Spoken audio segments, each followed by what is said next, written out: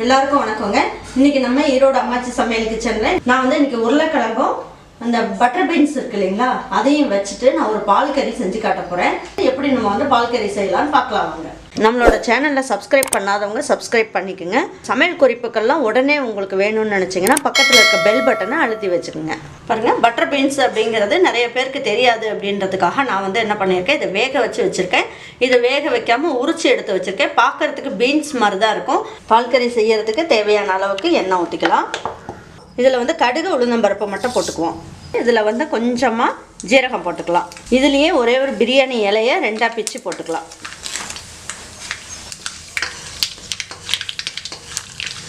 இப்போ ஒரு இனுக்கு கருவேப்பிலை இதில் போட்டுடலாம். இதில் ஒரு ஸ்பூன் அளவுக்கு இஞ்சி பூண்டு பேஸ்ட் போட்டுக்கலாம். இந்த அளவுக்கு பெரிய வெங்காயம் போட்டு தாளிச்சுக்கலாம். இப்போ நம்ம என்ன பண்ணலாம், காரத்துக்குன்னு பார்த்தீங்கன்னா மிளகாய் தூள்லாம் எதுவும் போட போகிறதில்ல.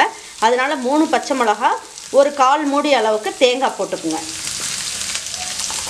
ஒரு ஸ்பூன் அளவுக்கு சோம்பு போட்டுக்கலாம். கொஞ்சமாக தண்ணி ஊற்றி அரைச்சி எடுத்துக்கலாம். 1/4 கிலோ அளவுக்கு உருளைக்கிழங்கு வேக வச்சு இந்த மாதிரி கட் பண்ணி எடுத்து வச்சுருக்கேன். பட்டர் பீன்ஸும் என்ன பண்ணியிருக்கேன்னு பார்த்தீங்கன்னா இதையும் நல்லா வேக வச்சு எடுத்திருக்கேன். இப்போ ரெண்டுமே தனித்தனியாக வேக வச்சு இதில் போட்டு நல்லா வதக்கிக்கலாம். இப்போ இதுலேயே உருளைக்கிழங்கையும் போட்டுக்கலாம்.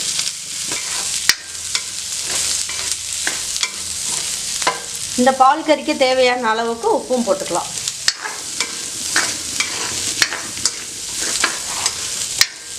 முந்திரி பருப்பு ஒரு 6 முந்திரி பருப்பு எடுத்துக்கேன். இதையும் போட்டு நல்லா பல்ஸில் வச்சு நல்லா துருவிட்டு நல்லா அரைச்சிக்கலாம். அப்படி உங்களுக்கு முந்திரி பருப்பு இல்லை அப்படின்னு நினச்சிங்கன்னா நீங்கள் என்ன பண்ணுங்கள், ஒரு 2 ஸ்பூன் அளவுக்கு பொட்டுக்கல்லையும் நீங்கள் இதில் போட்டுக்கலாம். ரொம்ப நைஸாக ஆகணும்னு இல்லை, இந்த அளவுக்கு இருந்தால் போதும்.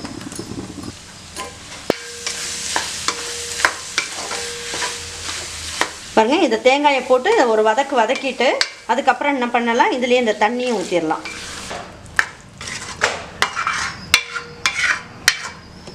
இப்போ இதுக்கு இந்த அளவுக்கு கொத்தமல்லி தலையும் நல்லா தூவி விட்டுட்டு நம்ம என்ன பண்ணலாம், ஒரு தட்டு வச்சு மூடி வச்சிடலாம். ஒரு 2 நிமிஷத்துக்கு நல்லா வேகட்டும். இப்போ 1 நிமிஷம் அளவுக்கு ஆயிருக்கு. நம்ம ஹை ஃப்ளேமில் வச்சுருக்கோம் அப்படிங்கிறதுனால ஒரு வாட்டி இதை எடுத்து கிளறி விட்டுக்கலாம்.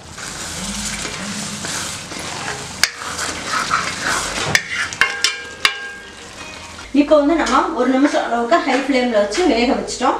1 நிமிஷத்துக்கு நம்ம என்ன பண்ணலாம், ஸ்லோ ஃப்ளேமில் வச்சு வேக வச்சுக்கலாம். அதுக்கப்புறம் எப்படி வெந்திருக்குன்றதை பார்ப்போம். பாருங்கள், ரெடி ஆகிடுச்சான்னு பார்ப்போம். பால் கறி ரொம்ப அருமையாக ரொம்ப நல்லா வந்திருக்கு. இது ரெண்டும் நல்லா மிக்ஸ் ஆகி நல்லா வெந்துருச்சு. இந்த அளவில் நம்ம எடுத்தோம்னா கரெக்டாக இருக்கும். இப்போ இதை எடுத்து வச்சு பரிமாறிடலாம் வாங்க. இது சப்பாத்திக்கெல்லாம் வச்சு சாப்பிட்றதுக்கு ரொம்ப நல்லாயிருக்கும். சாதத்துக்கும் ரொம்ப பெஸ்ட் காம்பினேஷன். பெரியவங்கள்லேருந்து சின்ன பசங்க வரைக்கும் நல்லா விரும்பி சாப்பிடுவாங்க. கண்டிப்பாக அதே மாதிரி பால் கறியை செஞ்சு கொடுத்துட்டு அவங்களுக்கு பிடிச்சதுன்னா லைக் பண்ணுங்கள், ஷேர் பண்ணுங்கள், சப்ஸ்கிரைப் பண்ணுங்கள், மறந்துடாமல் கமெண்ட்ஸ் பண்ணுங்கள். தேங்க்யூ ஃபார் வாட்சிங் ஈரோடு அம்மாச்சி சமையல். தேங்க்யூ.